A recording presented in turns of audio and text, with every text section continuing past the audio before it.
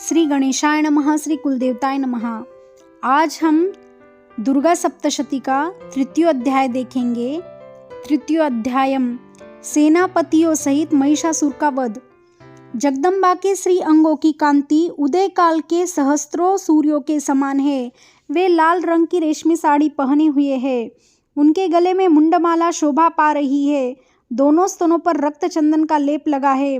वे अपने कर कमलों में जपमालिका, विद्या और अभय तथा वर नामक मुद्राएं धारण किए हुए हैं। 3 नेत्रों से सुशोभित मुखारविंद की बड़ी शोभा हो रही है। उनके मस्तक पर चंद्रमा के साथ ही रत्नमय मुकुट बंधा है तथा वे कमल के आसन पर विराजमान है। ऐसी देवी को मैं भक्तिपूर्वक प्रणाम करता हूँ।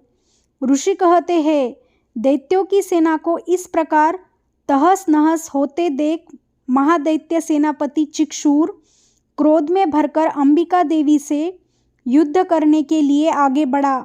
वह असुर रणभूमि में देवी के ऊपर इस प्रकार बाणों की वर्षा करने लगा जैसे बादल मेरु गिरी के शिखर पर पानी की धार बरसा रहे हैं। तब देवी ने अपने बाणों से उसके बाण समूहों को अनायास ही काटकर उसके घोड़े और सारथी को भी मार डाला। साथ ही उसके धनुष तथा अत्यंत ऊंची ध्वजा को भी तत्काल काट गिराया। धनुष कट जाने पर उसके अंगों को अपने बाणों से बींध डाला। धनुष, रथ, घोड़े और सारथी के नष्ट हो जाने पर वह असुर ढाल और तलवार लेकर देवी की ओर दौड़ा। उसने तीखी धार वाली तलवार से सिंह के मस्तक पर चोट करके देवी की भी बाई भुजा में बड़े वेग से प्रहार किया। राजन, देवी की बाह पर पहुँचते ही वह तलवार टूट गई। फिर तो क्रोध से लाल आंखें करके उस राक्षस ने शूल हाथ में लिया और उसे उस महादैत्य ने भगवती भद्रकाली के ऊपर चलाया। वह शूल आकाश से गिरते हुए सूर्यमंडल की भांति अपने तेज से प्रज्वलित हो उठा। उस शूल को अपनी ओर आते देख देवी ने भी शूल का प्रहार किया। उससे राक्षस के शूल के सैकड़ों टुकड़े हो गए। साथ ही महादैत्य चिक्षुर की भी धज्जियां उड़ गई। वह प्राणों से हाथ धो बैठा। महिषासुर के सेनापति उस महापराक्रमी चिक्षुर के मारे जाने पर देवताओं को पीड़ा देने वाला चामर हाथी पर चढ़कर आया। उसने भी देवी के ऊपर शक्ति का प्रहार किया, किंतु जगदम्बा ने उसे अपने हुंकार से ही आहत एवं निष्प्रभ करके तत्काल पृथ्वी पर गिरा दिया। शक्ति टूटकर गिरी हुई देख चामर को बड़ा क्रोध हुआ।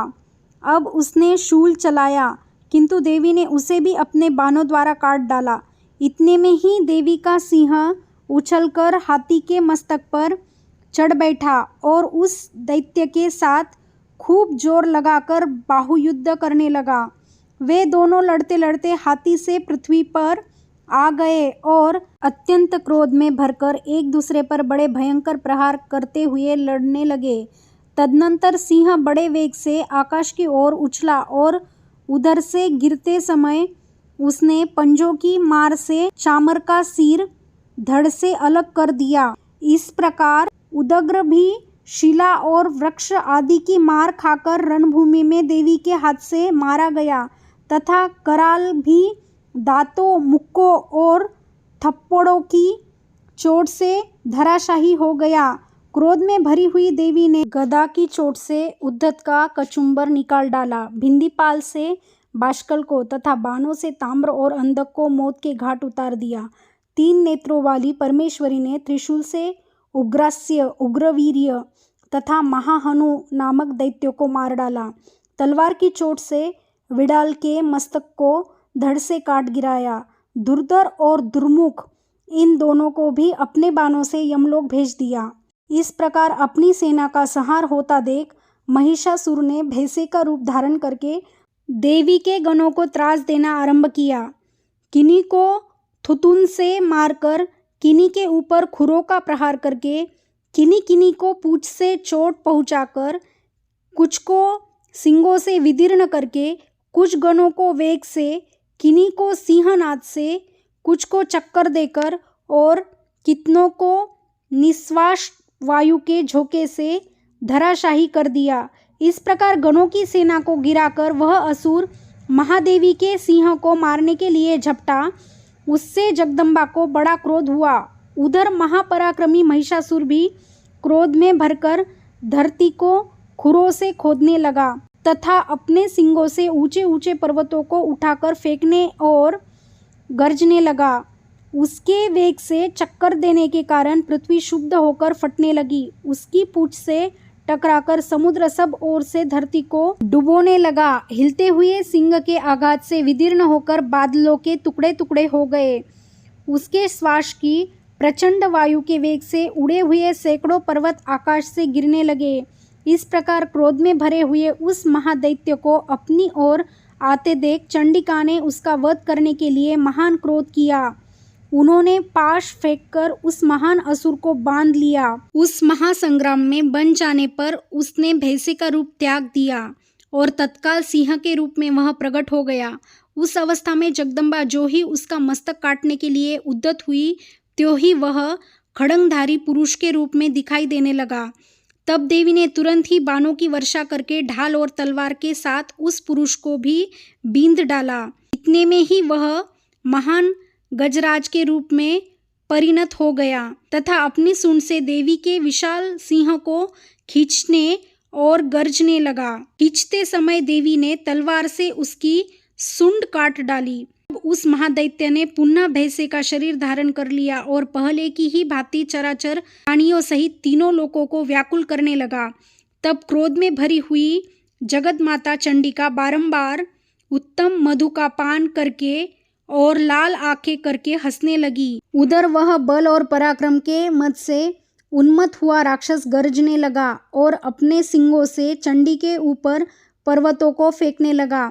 उस समय देवी अपने बाणों के समूहों से उसके फेंके हुए पर्वतों को चूर्ण करती हुई बोली। बोलते समय उनका मुख मधु के मद से लाल हो रहा था और वाणी लड़खड़ा रही थी। देवी ने कहा, ओ मूढ़, मैं जब तक मधु पीती हूँ तब तक तू क्षण भर के लिए खूब गरज ले। मेरे हाथ से यही तेरी मृत्यु हो जाने पर अब शीघ्र ही देवता भी गर्जना करेंगे। ऋषि कहते हैं, यो कहकर देवी उछली और उस महादैत्य के ऊपर चढ़ गई।